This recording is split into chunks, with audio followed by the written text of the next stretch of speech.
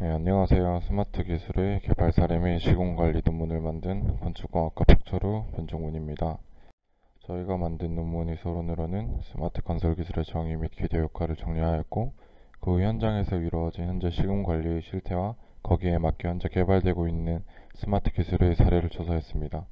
현재의 개발을 참고하고 부족한 부분을 보충하여 스마트 기술의 차세대 시공관리를 조사해 보았고, 현재 건설 현장의 실태와 비례를 보면 대부분 건설 현장은 큰 인력 부족에 빠질 가능성이 크고, 그로 인해 효율적인 관리와 생산성의 저하, 모니터링에 어려움이 있습니다. 그로 인해 인력들의 컨트롤과 안전사고의 문제를 대처하는 부분이 부족해지고 있는 상황입니다.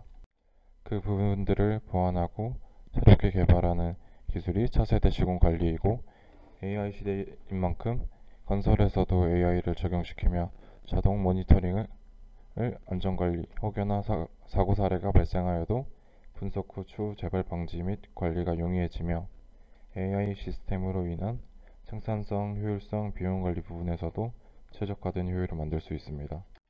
결론으로는 이번 논문으로 시공관리 실태 및 문제점을 찾을 수 있었고, 차세대 스마트 건설 기술로 현 문제를 충분히 보완 가능하며, 다양한 분야의 스마트 기술을 접목시키면 현실적이고 효율성을 극대화시킬 수 있습니다. 안녕하십니까. 모듈러 건설의 활성화를 위한 점검 요소 및 향후 과제를 발표할 발표자 강재식이라고 합니다. 목차로는 서론, 모듈러 건설의 개념, 모듈러 공법 적용 사례, 모듈러 향후 과제, 결론으로 구성하였습니다. 서론으로는 공장에서 골조, 벽체, 설비 등 전체 시공 과정 중 60에서 70%를 제작하고 기초공사가 완료된 현장에 운반된 뒤 모듈을 설치함으로써 공기 단축과 고령화로 인한 인력 부족, 인건비 절감 등의 이점을 가지고 있는 시공 공법입니다. 모듈러 건설의 기대 효과로는 현장 투입 인력 감소, 공기 공사비 단축, 작업 현장 안정성 확보 등이 있습니다.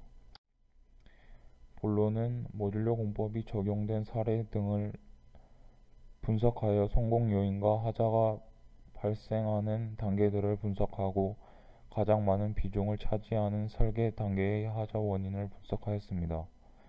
성공 요인으로는 이동 성능, 융통성, 공기 단축, 품질 관리 등이 있고, 설계 단계의 하자 원인으로는 설계 오류, 설계 정보 불일치 또는 표현 누락, 설계 도서 누락, 시공성 고려 미비가 있습니다. 결론으로는 현재 국내외에서 모듈러 공법에 많은 관심을 가지고 있습니다. 본 연구에서는 기존의 모듈러 공법이 적용된 사례들을 조사하였습니다.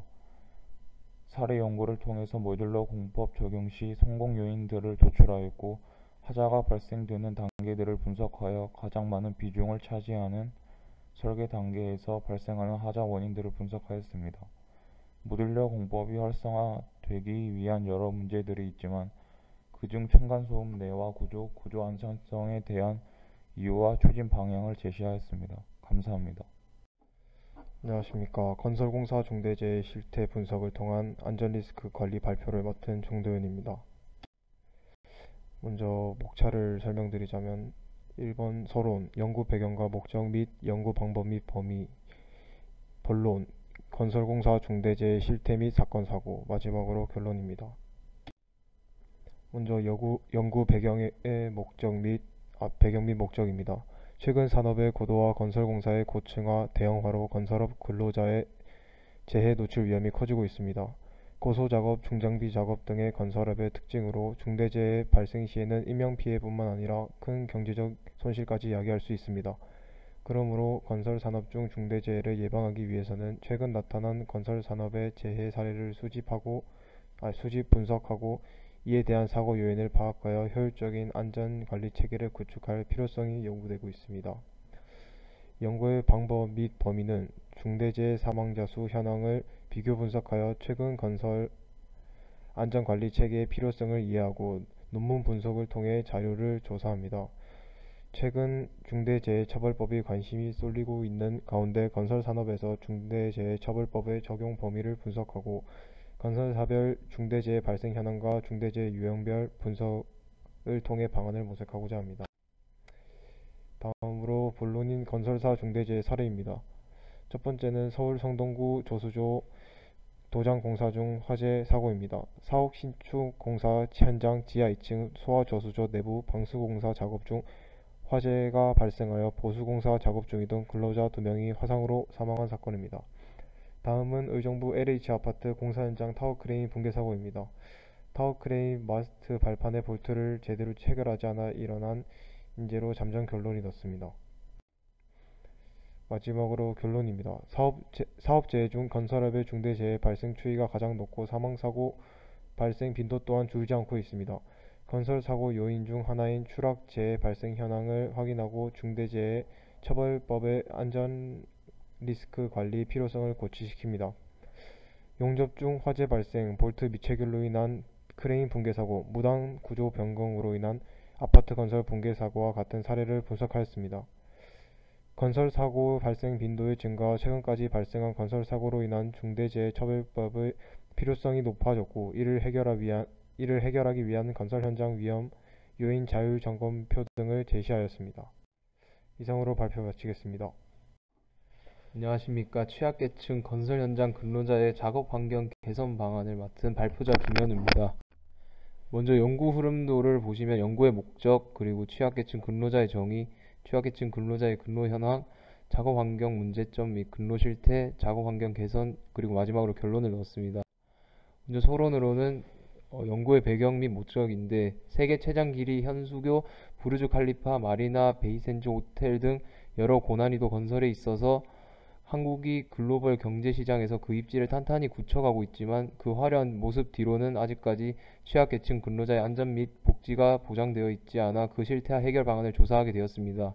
먼저 여성 근로자의 경우 안전장비가 신체 사이즈에 맞지 않아 불편함을 느끼는 경우가 다반사였고 현재 대한민국은 급격한 출산율 저하와 수명 연장으로 급격한 속도로 고령화가 진행되고 있으며 젊은 사람들의 건설 현장 기피로 인하여 그 속도에 가파르게 올라가고 있는 추세입니다. 그리고 외국인 기능 인력 문제점에서 조사한 바에 따르면 의사소통이 31.4%에 달할 정도로 의사소통이 원활하지 않다고 나왔습니다. 본론으로는 증가하는 추세를 보이는 여성 근로자들의 경우 법과 제도를 개선하고 이들을 고용하는 기업 측에서 적극적으로 안전장비 및 가설시설물의 보급과 개량이 있어야 될 것으로 생각되고 고령 근로자들의 경우 신체 능력이 저하됨에 따라 생기는 문제점들에 대한 해결 방안으로서 균형 감각 및 근력과 지구력을 향상 방안으로 제시하였습니다. 그리고 마지막으로 외국인 근로자들이 가지는 의사소통 문제는 정확한 통번역 및 양방향 통역이 가능한 통역기 개발 방안을 제시하였습니다.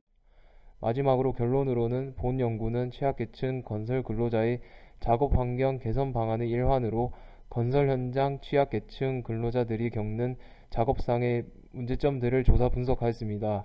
여성, 노인, 외국인 근로자들은 앞으로도 증가할 것이라 판단하며 그에 따른 해결 방안을 제시하였고 이에 따른 취약계층 노동자들의 건설 관련 재해를 줄일 수 있을 것으로 판단됩니다. 이상으로 발표를 마치겠습니다.